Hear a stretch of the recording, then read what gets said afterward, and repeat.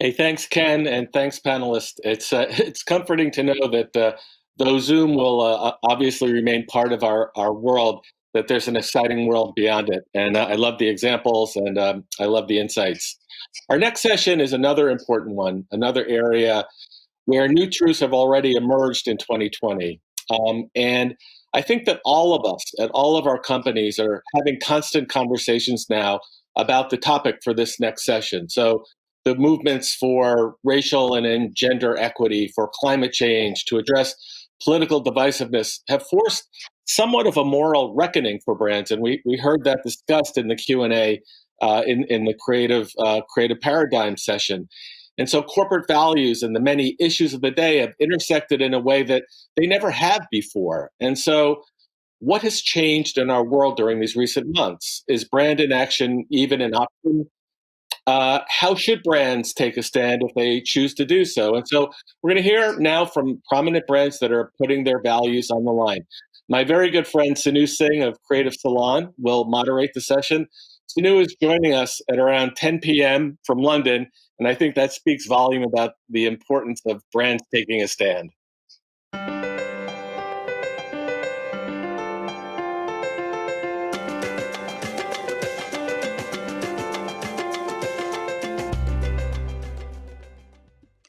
Thank you, Tom, for that kind introduction, and hello, everyone from London. Now, brands taking a stand, and that's what we're talking about in this session.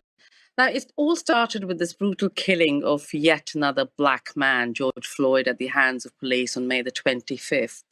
But something was very different this time, and it sparked this rather uncomfortable conversation, obviously protests worldwide, leading to one of the biggest civil rights march on record and creating a movement, as Tom said, that brought the topic of diversity, equality to the forefront. Now, numerous organizations, numerous businesses, they've all responded to the issue of racial injustice through corporate statements, workforce efforts, investment in Black businesses, charities, even apologize for some of the historic links to slavery. And obviously, brands have also come under scrutiny. But where are we now? And to answer that question with me, I have Frank Cooper from BlackRock, Ty Heath from LinkedIn, Kelly Krug, former marketer, Wells Fargo, and Sade Mohammed from Forbes. Welcome, everyone, and thanks for being here with us. Can I start with you, Frank, first of all? As in, what does it mean when we actually talk about brands taking a stand?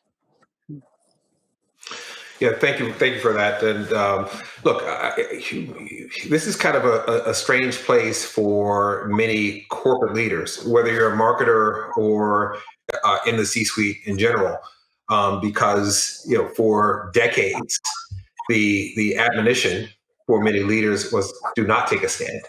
You want to sell to the widest group possible. You don't want to offend any group, and so that's kind of been the standard course of action and the conventional wisdom. Here's the problem. The problem is we are now in a world where it's, number one, polarized. So inaction actually poses a greater risk than action. But two, people, the full range of stakeholders, employees, customers, suppliers, communities, and even shareholders now expect of brands. They expect a brand to represent some contribution, some positive contribution to society. So for me, what it means for a brand to take a stand, it means that you actually are committed to a set of values that you execute in a very consistent way. It's not about the words. We can have as many pretty words as go around the office or on a computer screen. It's not about a video. It's about consistent action that supports, demonstrates your belief. Indeed. Sade, can I bring you in here as well? So really, taking it from Frank, who's talking about, not just as in where we were, but also what has happened in the last few months. I mean, do you think we've moved away from those years of platitudes about racial inequality in our industry, and that Black Lives Matter has sort of accelerated that movement towards some kind of positive change? I mean, you talk about moving beyond the performative.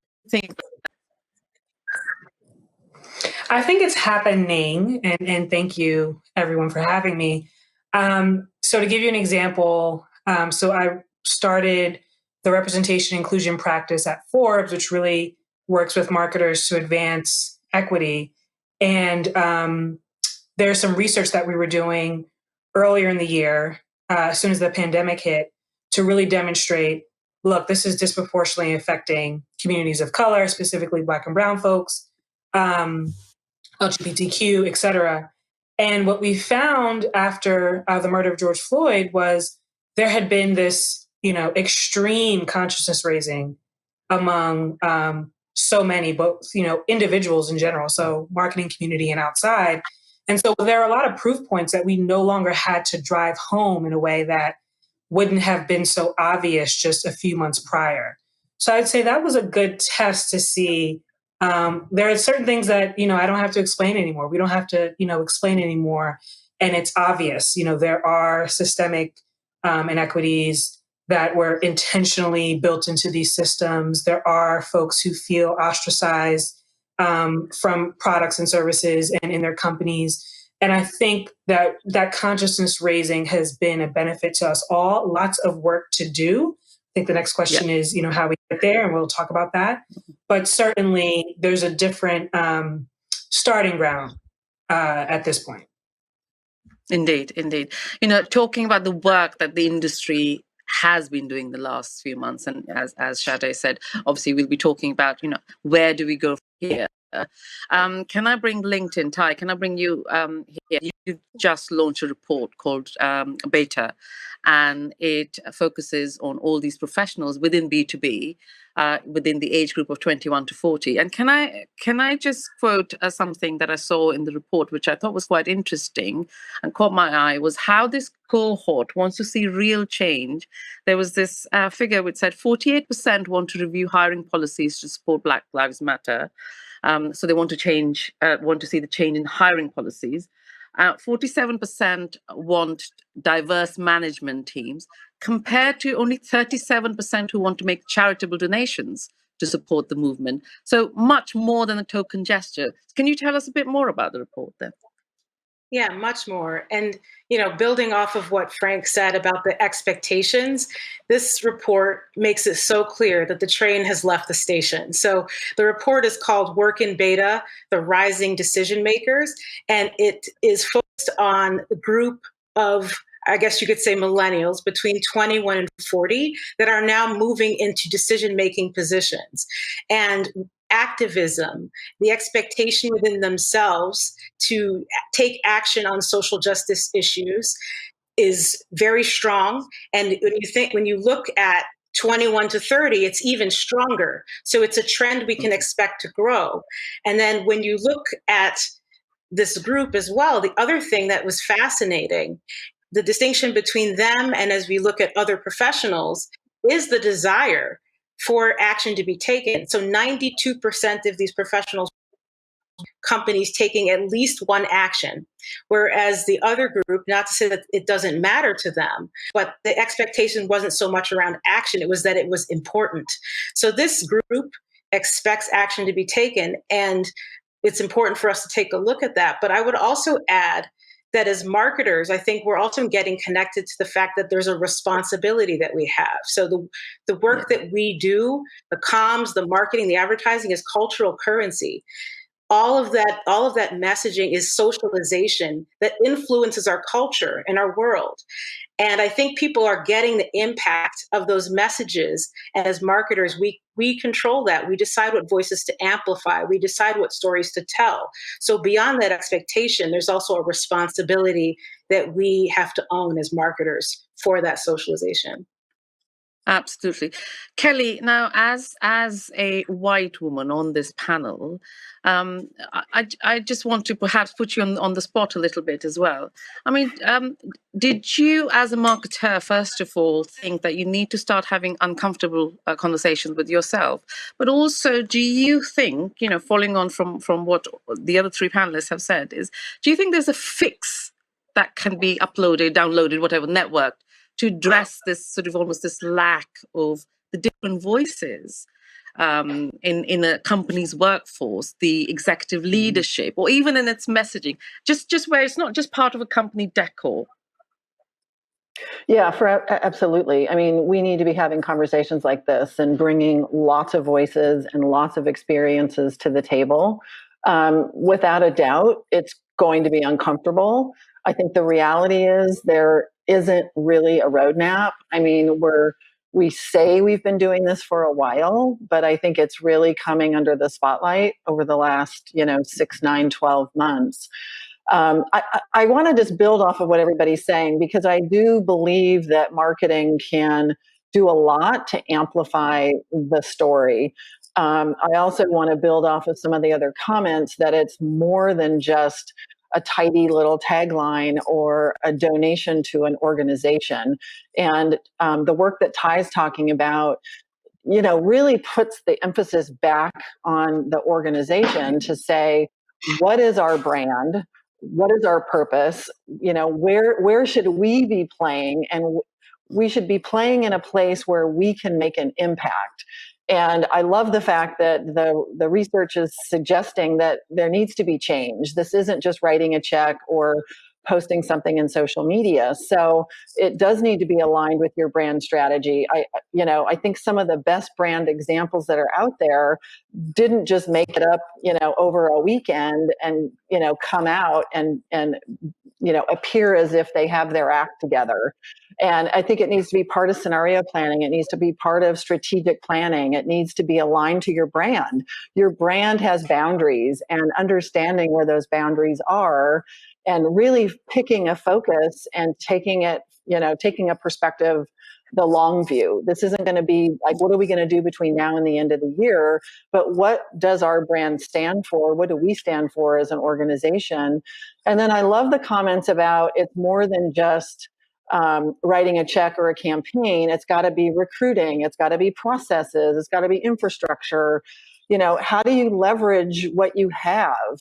At Wells Fargo, we're in the process of just wrapping up a really terrific program focused on hunger. And we partnered with Feeding America. And what we really were able to do starting from July through October is leverage our branches. We've got these physical locations that in many cases were closed. And so we created drive up food banks so we could be distributing food to hundreds of communities across the country. And so that's to me an example of how to figure out how to use what you've got and really put it to work in a way that's aligned with your brand and your strategy. One of the other things, like social media, great on many fronts, but also challenging because you'll be called out immediately if what you're coming out and saying in social media is BS. And, that's where really I think the marketing responsibility comes into play, along with senior leadership, to say, what does our brand stand for? So talk about brands taking a stand. You need to stand for something that makes sense to your brand and not like the topic of the day. So there's a lot writing on all this, but I also think for those professional marketers that are eager to make a difference and make an impact, it's a really fun time.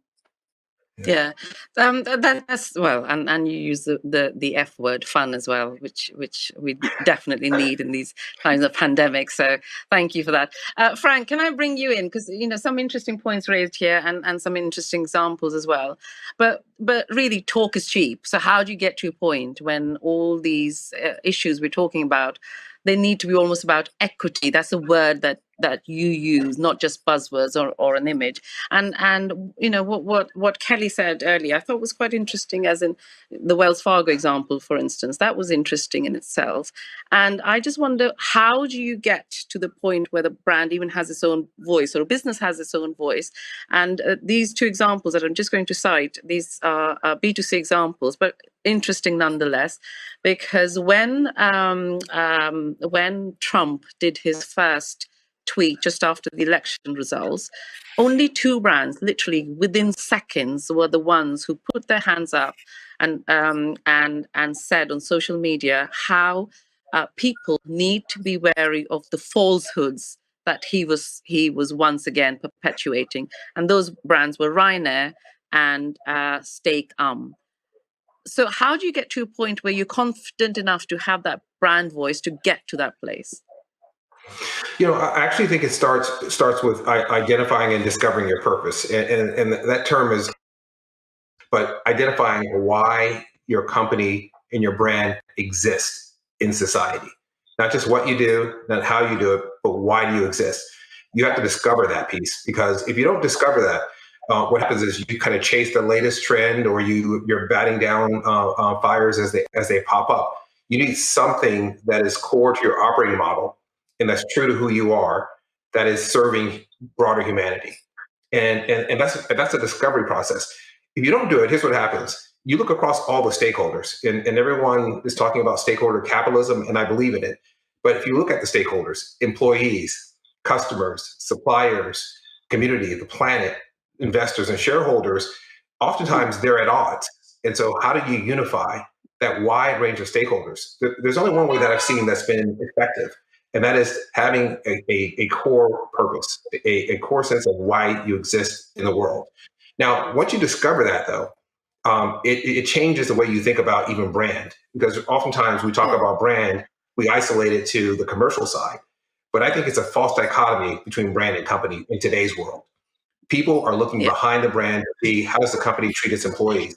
How is it addressing social issues? And so when you break that dichotomy down, suddenly you're in the world of values. And as Kelly was saying, identifying the thing where you can have the greatest impact, that's going to flow from your purpose. So for me, it starts with discovering your purpose, not inventing it, doing that archaeological dig and finding out what is true about us that we can put into play within our operating model that can serve people. That to me is the very, very first step. Indeed. Sade, can I come to you, because you've been nodding your head vigorously, because obviously, there can be real dangerous impact to any kind of brand pandering, especially when we're talking about important human rights movements. What do you think that playbook should be, to Frank's point? Yeah, I mean, if I knew the playbook, that would be pretty cool. But I would say, to a lot of Frank's points, that, if an issue comes up and you're asking yourself as a brand, do I care about this? That's a problem. You should already know if you care about it and why, and what your brand can do to help. So I think those sorts of tests that pop up more often than ever in this current environment is really a way to test that brand purpose and see if it actually stands up. We've, over the past few years, there's been that trend towards not just, I have a product and service and I communicate to you as my consumer when I want to sell you something, but you want to know what's happening inside. You want to know what I think about things, what my values are, to Frank's point. And that's only been escalated this year. Now it's really to the elemental, when you talk about, we're talking about basic needs, we're talking about toilet paper, we're talking about Lysol, right? Like we all have these sort of elemental things that we're able to have a shared, community on. It's incumbent upon a brand to say, I hear you, I'm in the conversation, and here's why. Otherwise, if you're only talking to me when you want to sell me something, that is part of your brand purpose and value. That's what it appears, at least. So I think you have to really be intentional about saying, there are certain things that I care about as a brand, and here's why.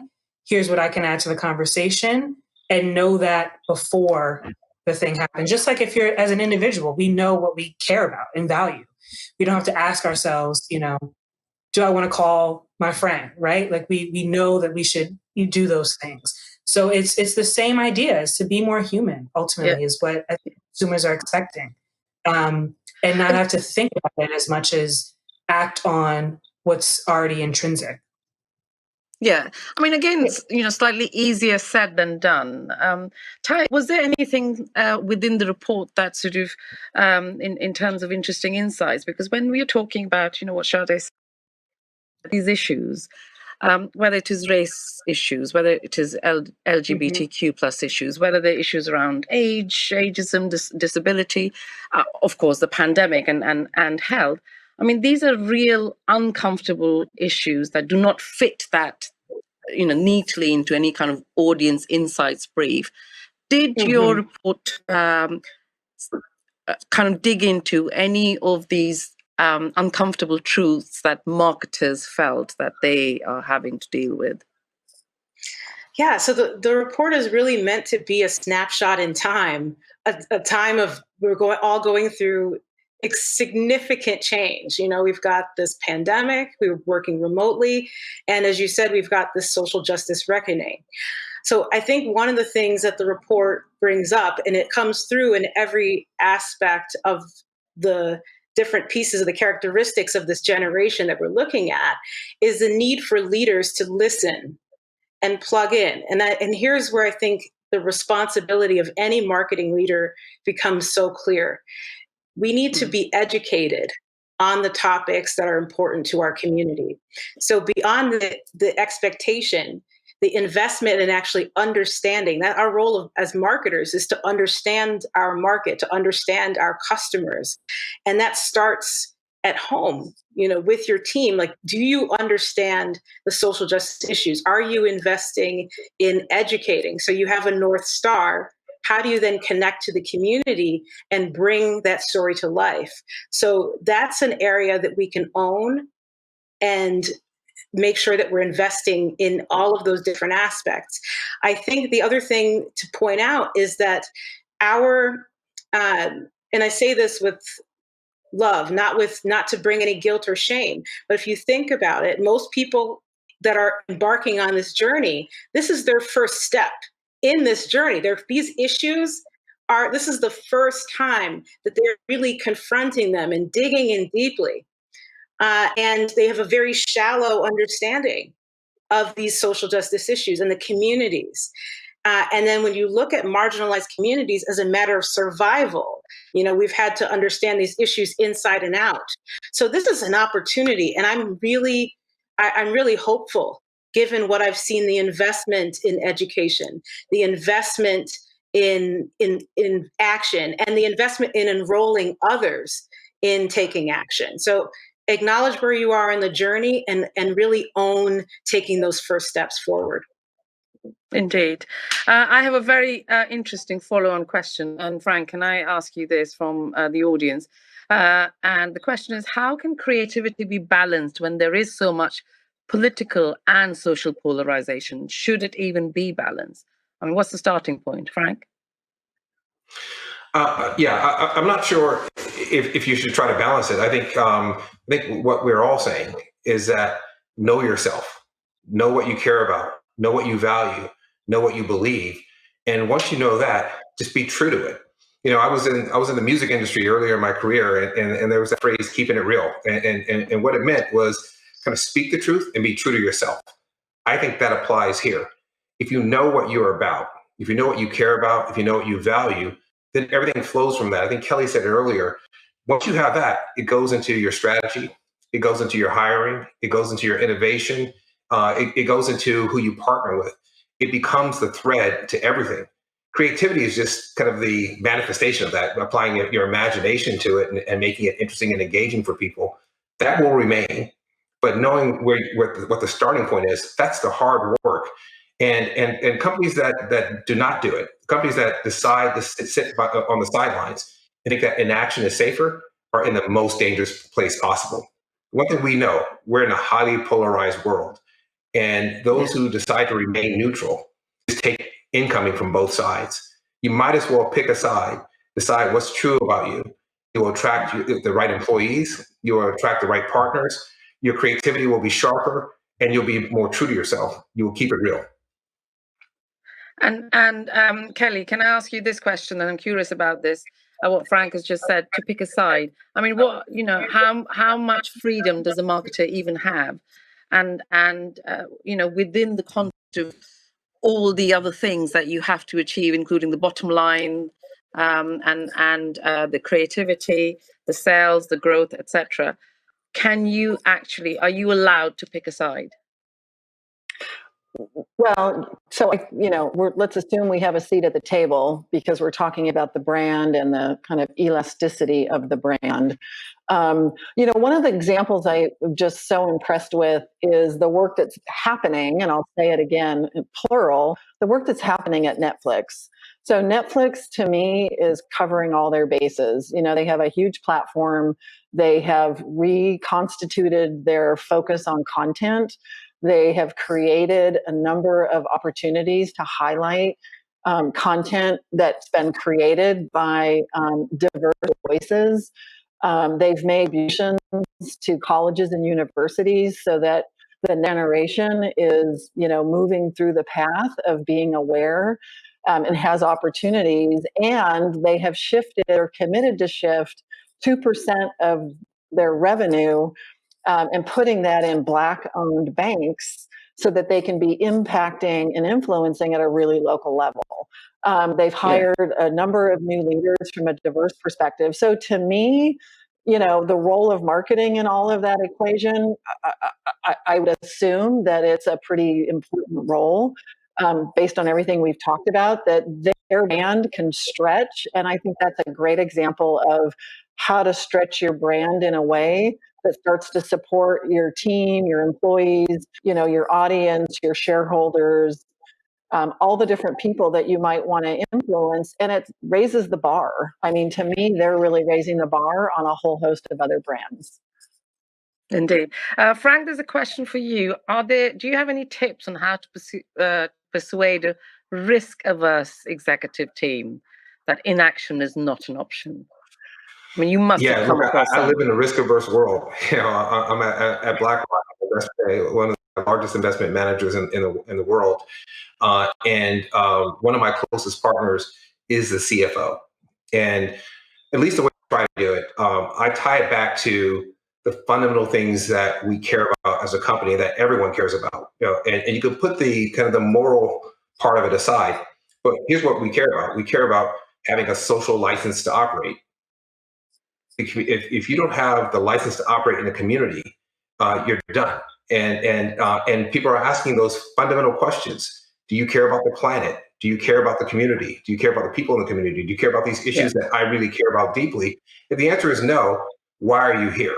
And that's the question that they're asking. And so I tie to that, but I also tie it to what our customers are saying to us. Our customers are saying that our values matter. And we've seen some clients won't even put you on a list of potential projects or opportunities if they don't believe you care about the issues that they care about. So I try to tie to that as much as possible. But here's the last thing, the most important thing I try to do.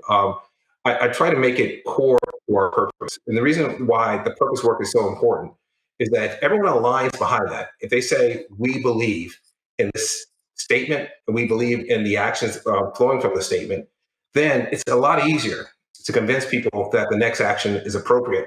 And you're seeing companies become really successful in doing this. I think Nike was successful in doing it with Colin Kaepernick and their response to Black Lives Matter movement. I think Mahindra has been really successful. They have the mantra of Rise, and they're supporting people in poverty-stricken areas. Up by giving up the resorts and making them healthcare facilities and using their IT infrastructure to track COVID-19. I think Brian Chesky and Airbnb, they're true to that.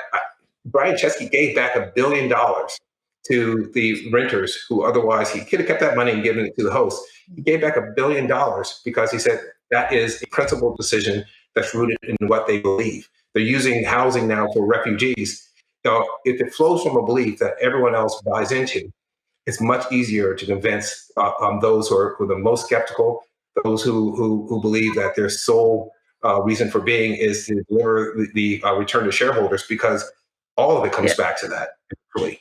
Yeah, indeed. Let's very quickly touch on what happens next. And Shadi, can I ask you, because obviously you've just set up this division at Forbes, and this is again a question from the audience. Are we moving along a spectrum from brands not engaging in social issues to brands that are commenting on select ones, to brands now incorporating social issues into their DNA? So there has been that sort of evolution. But where will we be, as in the industry, be on this spectrum 5 years from now? What do you think? I would say, where we have to be is, more truth telling. I think we have to move beyond, this is my specific KPI and I have to deliver against this no matter what, which will always be true, right? But there has to be more than that. So, for example, the brands that we work with, we like when they send us their spreadsheet and make sure that we check off when it comes to supplier diversity or impressions towards a particular audience. But we love when they actually have an open-ended conversation with us and ask, who should I be talking to? Whose profile should be raised around this issue? What kinds of things should we actually be focusing on, as opposed to telling us what their KPIs are and that sort of fitting into a very strict box. I think more open-ended conversations have to happen. Just like we would never stop strategizing to, increase revenue, we can't stop strategizing towards equity. It's not a one box solution or, we figured it out, so this is going to take us 20 years into the future. It's constantly evolving because it's a people issue, it's an environment issue, it's an economic issue, and those are all dynamic. So I think just sort of level setting with the fact that it's not going to be one way, and there's no one who's going to have a handle on it forever. It's constantly going to be tested by social media, by customers, and otherwise. So it's important to have that sort of flexibility as it comes to your strategy. Again, not as it comes to your core values, but your strategy will continue to evolve. And if you're willing to ask open-ended questions and not sort of just assume that you sort of know how it goes and you have the quote unquote playbook that we were talking about earlier, and realizing that you should be writing it every quarter as culture changes. As Ty mentioned that as marketers, we're culture makers essentially, and that's completely true. So that's a great, so how do we take that and run with it as it comes to equity? Indeed. Now, I could be talking to you guys all day about this, but we're coming to the end. So let's close with a lightning round question. And we'll start with you, Ty. And what is the one rule that's endured and what is new for brands who are taking one that is new for brands that are taking a stand? Yes. So just building off of what I said, I really think there is no transformation without conversation. And relationships are the crux. Relationships matter. That has not changed. It won't change. At LinkedIn, we talk about the network gap, where you live, where you work, all of the build your capacity for success that translates. And so one thing that I think we need to look at for the future is an open invitation for everyone to do what is called the +1 pledge. So as you think about having these conversations, think about connecting to someone outside of your network that you haven't connected with, that can help you understand where they're coming from, their point of view. And so if you keep investing in that, your network, your worldview will expand, your blind spots will hopefully disappear as well. So we all have to make a commitment to do that. Take the +1 pledge. Brilliant. I love that. Kelly? Yeah, I think the one rule that should endure is to be authentic to your brand. And you're not going to be able to be authentic if you're not working in the structure of your brand. And the new rule, I think, listen, be open, be empathetic, and give each other grace. Brilliant. Shall we have you next, Sade, then? Sure. So I would say old rule is storytelling, which is obviously super important, but the new rule maybe is truth telling. So really getting at what's actually happening, that transparency, I think, is what brands expect from one another, what we expect from the brands. So I would say let's move from just storytelling to truth telling. Indeed. And Frank, you have the last word. Yeah, so I think the rule that will endure is that we will still produce and design the stories and experiences and create the expectations and memories and build relationships that drive a brand. You know, that creative exercise will still endure and will be important. But what will shift, to my mind, is a mindset, and that is moving from thinking of a brand primarily as a commercial concept, which is still important, but shifting from that to thinking of it as a truth about who you are, who your company is, and how it serves people, how it serves humanity. Discovering that and then putting that to the core of your business and living that in a consistent way, that is the shift that I think will make the difference. And it opens up a sense of all the things you might do across ESNG. Brilliant. Beautifully put. Thank you all for the conversation. In fact, it is these kind of conversations that will help us build better, as you all said.